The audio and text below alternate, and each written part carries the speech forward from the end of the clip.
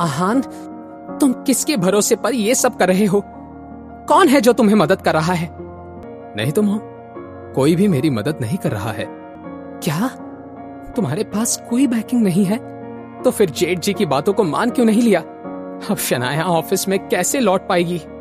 जब मिसेस यामिनी गिल आहान को डांट रही थी तो शनाया ने आहान के पास जाकर उससे सवाल करते हुए कहा, आहान, तुम अपनी असलियत कब तक छिपाने वाले हो? मॉम को सब बता क्यों नहीं देते? शनाया किस सच के बारे में बात कर रही थी? मॉम, आहान आपको बताने के लिए नर्वस हो रहा है। एक्चुअली बात ऐसी है कि स्प्रिंग कॉर्पोरेशन का जो सीईओ है वो आहान का कॉलेज के टाइम का दोस्त है।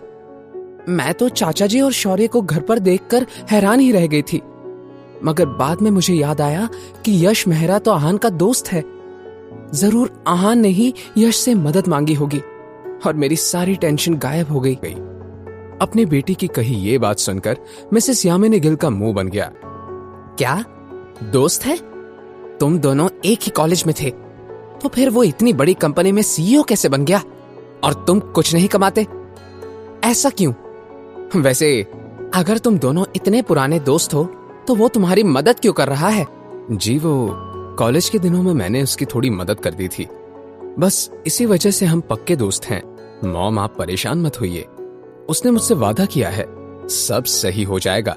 अगली सुबह पूरे गिल परिवार और उनके एम्प्लॉयज को इस बात का पता चल गया कि शनाया ने वापस आने की क्या शर्तें रखी थी।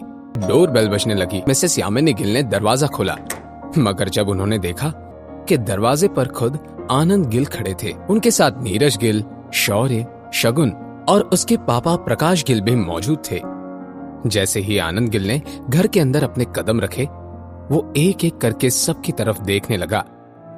तभी मिसेस यामिनी गिल ने आनंद गिल के पैर छूकर कहा, पापा जी, आप कैसे हैं? क्या मैं आपके लिए चाय बना दूं?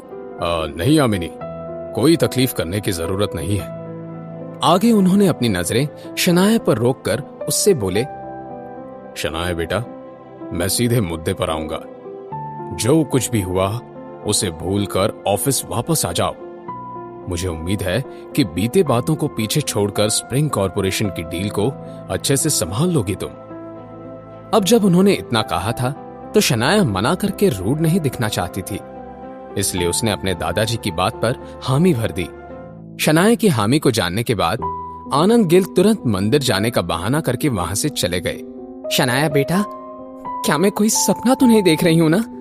क्या सच में तुम्हारे दादाजी ने स्प्रिंग कॉर्पोरेशन की डील की पूरी जिम्मेदारी तुम्हें दे दी है?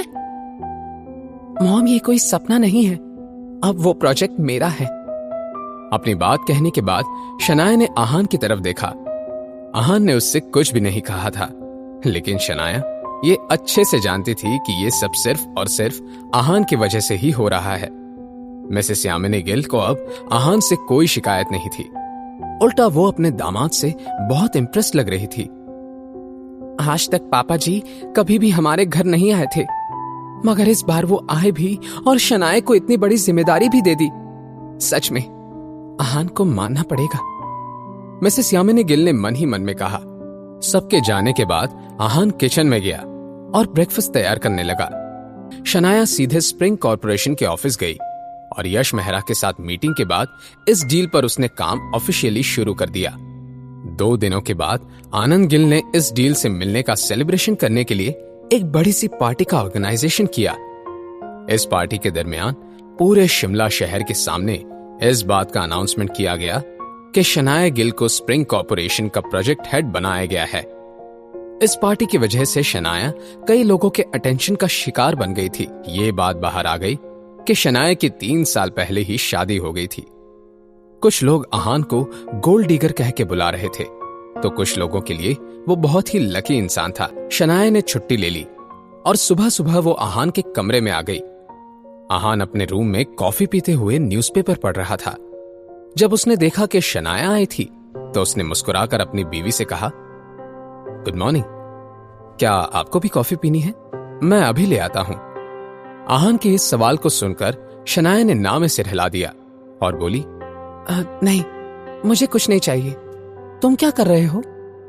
आहान ने हाथ में पकड़ा न्यूज़पेपर शनाया की तरफ बढ़ा दिया और हंसते हुए बोला, शनाया, आपकी पार्टी ने तो मुझे जाना माना गोल्ड डिगर बना दिया है। आहान ने यह बात बस मजाक में ही कही थी, लेकिन जब शनाया ने यह बात सुनी तो उसके दिल में दर्द होने लगा।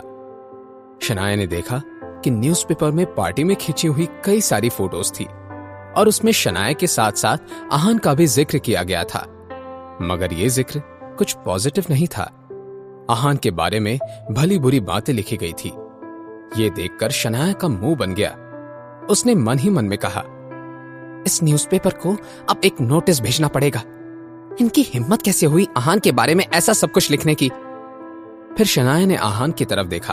आहान, आई एम सॉरी, ये सब मेरी वजह से हो रहा है। सच में ये मीडिया वाले तो बस राई का पहाड़ बनाने का मौका ढूंढते हैं, लेकिन ट्रस्ट मी, मैं ये सब ठीक कर दूंगी। शनाया, आप बिना वजह परेशान हो रही हैं। मुझे इस सब से कोई प्रॉब्लम नहीं है। आपको इतना ज्यादा सोचने की कोई जरूरत नहीं है। अब आपके कंधों पर काम की बड़ी जिम्मेदारी भी है, इसलिए आप मेरी फिक्र करना छोड़ दीजिए, ठीक है? शनाया को यह जानकर बहुत राहत मिली कि उसके हस्बैंड को उसकी कितनी चिंता थी, तो इसके लिए शनाया ने आहान की तरफ देखकर हाँ में सिर हिला दिया। शनाया को याद आया कि वो आहान से मिलने क्यों आई थी। उसने कहा, आहान, वो आ रही है? क्या शनाया के दिल में आहान के लिए फीलिंग्स पैदा हो रही थी? कौन आ रहा था? क्या इस इंसान के आने से आहान की मुसीबतें बढ़ने वाली थी? जानने के लिए सुनते रहिए पॉकेट FM।